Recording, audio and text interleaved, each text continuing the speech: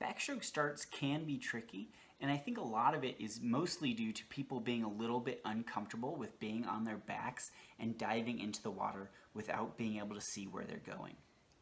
One of the best ways to get more comfortable with that is to just do a bunch of backstroke starts and get used to entering the water without spotting it first, as we really should in our forward starts as well. For a great backstroke starting position, we're trying to get our feet just about shoulder width apart in front of us. We want to, if we're using the wedge, we want to make sure that the balls of our feet are on the wedge and our toes are in contact with the pad or the wall. Where to hold the backstroke bar is going to come down to where it's the most comfortable for each individual swimmer. As we progress and get a little bit more comfortable with those backstroke starts, we can play with that backstroke hand position, but initially it's just wherever's the easiest to grab and hold during a take your marks position.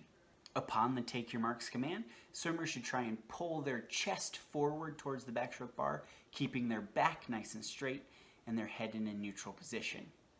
We are also looking for a 90-degree angle knee bend again, and our hips aren't going to be completely parallel to the surface of the water. They're going to kind of be at a slight angle.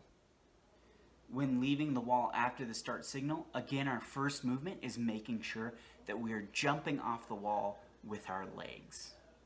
To get our backstroke start moving back behind us, swimmers can either swing their arms around or over the top to help them get into a streamlined position.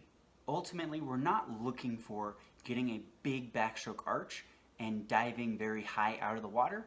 We're trying to direct as much of our energy forward or towards the opposite wall as we can.